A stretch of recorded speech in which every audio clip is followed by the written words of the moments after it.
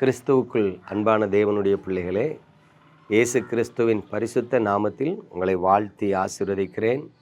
உங்களுக்கு கிருபையும் சமாதானமும் உண்டாவதாக. இன்றைக்கு கூட நம்முடைய தியானத்திற்கு ஆதாரமாக நீதிமொழிகளின் புஸ்தகத்தில் 7ஆம் அதிகாரம் 21ஆம் வசனம் சொல்லுகிறது, தன் மிகுதியான இனிய சொற்களால் அவனை வசப்படுத்தி தன் உதடுகளின் மதுர வாக்கினால் அவனை இணங்க பண்ணினாள். பிரியமானவர்களே, நம்முடைய பரிசுத்த வேதாகமும் நமக்கு அருமையான சத்தியங்களை கற்றுக் கொடுக்கிறது, நல்ல எச்சரிப்புகளை கொடுக்கிறது, ஆலோசனைகளை கொடுக்கிறது, புத்திமதிகளை சொல்லுகிறது. ஆகவே தான் காலையிலே கர்த்தருடைய வேதத்தை நாம் வாசித்து தியானிக்க வேண்டும் என்று பெரியவர்கள் சொல்லுவார்கள்.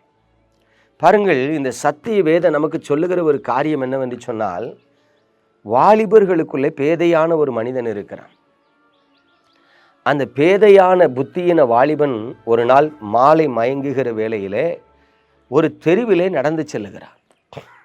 அந்த தெருவிலே ஒரு வேசி இருக்கிறாள் என்று வேதம் சொல்லுகிறார். பாருங்கள், அவள் ஒரு நாள் வீட்டில் தங்க மாட்டாளாம், வீதியில் தான் அவள் எப்பவும் தங்கியிருப்பாள். சரியான வாயாடி என்று வேதம். நமது பரிசுத்த வேதாகமம் சொல்லுகிற காரியம் என்னவென்று சொன்னால், வேசி அருமையான உயிரை வேட்டையாடுகிறாள். யோசித்து பாருங்க, அவளுடைய செய்கை அப்படியே மிருதுவாக இருக்குமா. அவளை போல தேனா பேசுகிறதுக்கு ஒருத்தராலே முடியாது. ஆனால் அதே வேதம் சொல்லுகிறது, அவள் செய்கையின் முடிவோ எட்டியை போல கசக்கும். இப்போ கவனித்து பாருங்க, இந்த பேதையான வாலிபன் அவள் இருக்கிற அந்த சந்து வழியாக நடந்து செல்லும் பொழுது வீதியில் இருக்கிற அவள் அவனை பிடித்து முகம் நாணாமல் அவன்கிட்ட பேசுகிறார். என்னப்பா, நல்லா இருக்கியா? உன்னை பார்த்தா கஷ்டமாக இருக்கிற மாதிரி தெரியுது, கவலைப்படுற மாதிரி தெரியுது. சரி வா, என் வீட்டுக்கு வா, கொஞ்ச நேரம் சந்தோஷமாக இருந்துட்டு போகலாம். என் வீட்டில் புருஷன் இல்லை, அவன் வெளியூருக்கு போயிருக்கிறான், அதனால் இன்னைக்கு ராத்திரி நீ என் கூட தங்கியிரு என்று சொல்லி அவனை தன் இனிய சொற்களால் மதி மயங்க பண்ணுகிறாள் என்று வேதம் சொல்லுகிறது. உண்மையாகவே தேவனுடைய பிள்ளைகளே, நம்முடைய பரிசுத்தமானது பாவத்திற்கு எதிர்த்து நில்லுங்கள் என்று புத்தி சொல்லுகிறது, பிசாசுக்கு எதிர்த்து நில்லுங்கள் என்று புத்தி சொல்லுகிறது. ஆனால் வேசித்தனத்துக்கும் இச்சையான பாவத்துக்கும் மட்டும் எதிர்த்து நிற்காதீங்க, விலகி ஓடிருங்கன்னு சொல்லியிருக்கு. கவனிச்சு பாருங்க, யோசேப்பு என்கிற வாலிபன் இளவயது உள்ளவனாக அழகு நிறைந்தவனாய் காணப்படுகிறான். அவன் வாழ்க்கையில் ஒரு விஷயம், அந்த பாவ சோதனை வந்த பொழுது அவன் அவளோடு கூட இருக்கவும் சம்மதிக்கவில்லை, அவளோடு பேசவும் விரும்பவில்லை. பிரியமானவர்களே, நீங்கள் ஆண்களாக இருந்தாலும் சரி, பெண்களாக இருந்தாலும் சரி, யாருக்கெல்லாம் இச்சையின் பாவ அடிமைத்தனம் இருக்கிறதோ, யாருக்கெல்லாம் ஒருவேளை இச்சையின் போராட்டம் இருக்கிறதோ, வேசித்தன எண்ணங்கள் போராடுகிறதோ, அசுத்தமான நினைவுகள் உங்களை பலவீனப்படுத்துகிறதோ, நீங்கள் எல்லாரும் எப்படி கவனமாக இருக்கணும்னா, ஆப்போசிட் செக்ஸ், அதாவது எதிர் பாலினத்தரோடு அமர்ந்திருக்கிறதுக்கு, பேசுறதுக்கு, நேரம் செலவழிக்கிறதுக்கு விரும்பவே கூடாது. உங்களுக்கு கண்களின் இச்சை, மாம்சத்தின் இச்சை தான் பாவ போராட்டம், அதுதான் உங்களை பலவீனப்படுத்தும். அந்த ஒரு பாவத்தை தவிர மற்ற பாவம் என்கிட்ட கிடையாதுன்னு நீங்கள் சொன்னால், நீங்கள் அண்ணன் முறை என்று சொல்லியோ, தங்கை முறை என்று சொல்லியோ, அத்தை முறை என்று சொல்லியோ, ஒருவேளை வேற எந்த முறை சொல்லியோ, தனிமையில் ஒரு ஆண் பெண்ணோடோ, பெண் ஆணாடோ அதிக நேரம் செலவழித்து பேசக்கூடாது. ஆமாம், அது சோதனையை உண்டாக்கும்.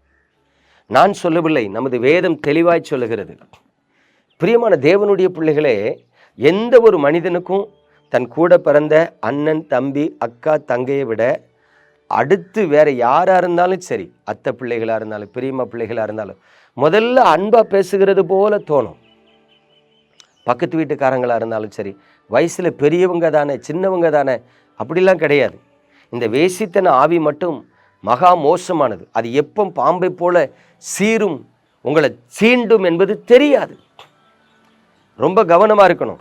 நான் சும்மா ஃப்ரெண்டாக தான் பழகிறேன், நோ, உனக்கு அதுக்கு அனுமதியே கிடையாது. கர்த்தர் வேதத்தில் நீ ஃப்ரெண்டாக பழகிறதுக்கு கூட அனுமதி தரலை. ஏன் தெரியுமா? எப்போ சந்தர்ப்பம் கிடைக்கும் என்று சொல்லி அந்த வஞ்சிக்கிற ஆவி டைம் பார்த்துக்கிட்டே இருக்கும். அதனால் தேவனுடைய பிள்ளைகளே, கர்த்தர் நமக்கு சொல்லுகிற ஒரு ஆலோசனை என்னென்னா, கூடுமான அளவிற்கு எதிர்பாலினரத்தோடு நீங்கள் பேசுகிறத கூட தவிர்க்கணும், பேசக்கூடாது.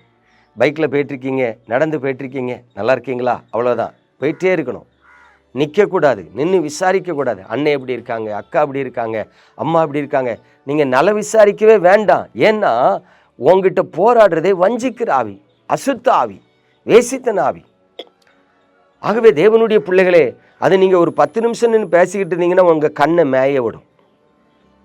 இல்லை நீங்கள் ஒரு 10 நிமிஷம் நின்று பேசிட்டு போனீங்கன்னா உங்கள் சிந்தையை கரப்ட் பண்ணும். அது ஏதாவது ஒரு விதத்தில் மீண்டும் அந்த ரிலேஷன்ஷிப்பை எதிர்பார்த்து காத்திருக்கும். அதனால இந்த ஒரு பாவத்துக்கு மட்டும் நீங்கள் அதை ஸ்கிப் பண்ணி விலகி போயிட்டீங்கன்னா கண்டிப்பாக தப்பிக்கொள்ளுவீர்கள். பாருங்க, இங்கே வேதம் சொல்லுகிறது, அந்த வேசியான ஸ்திரீ, அந்த பரஸ்திரீ அந்த பேதையான வாலிபனை பார்த்து மிகுதியான சொற்களை பேசுகிறாள். அவன் பேசினதா ஒரு வார்த்தை கூட இல்லை, அவன் சும்மா தான் நின்றுட்டு இருக்கான். ஆனால் அவள் பேசி பேசியே அவளுடைய சிந்தைக்கு அவனை இணங்க பண்ணினாள். வேதம் சொல்லுகிறது, அவள் பின்னே ஒரு மாடு அடிக்கப்பட பண்ணுகிற வண்ணமாய் அவன் போனான். வேதம் சொல்லுகிறது, அம்பு அவன் ஈரலை பிளந்தது. யோசித்து பாருங்க, பாவம் பாம்பு மாதிரி படுத்து கிடக்கும் அமைதியா. அது பக்கத்தில் போய் நம்ம அதை சீண்டாத வரைக்கும் பிரச்சனையே இல்லை. அது பக்கத்தில் போனாலே படம் எடுத்து ஆடி என்ன பண்ணிடும், தீண்டி விடும். ஆகவே தேவனுடைய பிள்ளைகளை, கர்த்தர் நமக்கு புத்தி சொல்லி எச்சரிக்கிற ஒரே ஒரு காரியம், வேசித்தனத்துக்கு விலகி ஓடு. கண்களின் இச்சைக்கு, காம விகாரத்துக்கு, அசுத்தத்துக்கு விலகி ஓடினால் மட்டும்தான் ஜெயிக்க முடியும்.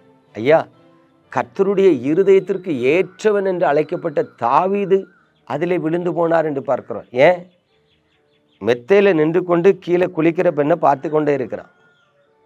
முடிஞ்சு அவன் பார்த்த உடனே விலகி போயிருந்தான்னா தப்பிச்சிருப்பான். விலகாததுனால விழுந்து போனார்.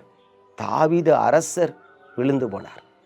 ஆகவே எனக்கு அன்பான தேவனுடைய பிள்ளைகளே, யாரும் உங்களோடு அதிகமாக பேசி தங்கள் மிகுதியான வார்த்தைகளினால் பாவம் செய்ய உங்களை இணங்க பண்ணிவிடாதபடி ஜாக்கிரதையாக உங்களை காத்துக்கொள்ளுங்க.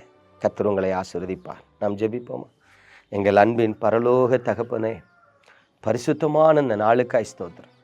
எத்தனையோ நல்ல விசுவாசிகள் கூட அன்பாக பழகிட்டேன், விட முடியல, டெய்லி அவங்கக்கிட்ட பேசுவேன், அவங்ககிட்ட ஃபோன் பண்ணாமல் இருக்க முடியலன்னு சொல்லி இந்த அசுத்தமான பாவத்தில் விழுந்து வஞ்சிக்கப்பட்டு போகிறதை பார்க்கிறோம்.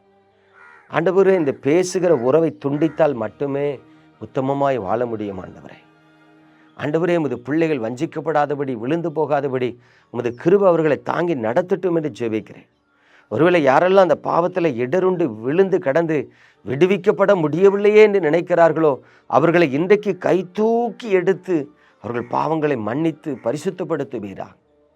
பரலோகத்தின் தேவனே, உமது கிருபையானது உமது பிள்ளைகளை தாங்கி நடத்தட்டும் என்று இயேசு கிறிஸ்துவின் அன்பின் நாமத்தில் ஜெபிக்கிறேன் நல்ல பிதாவே, ஆமென்.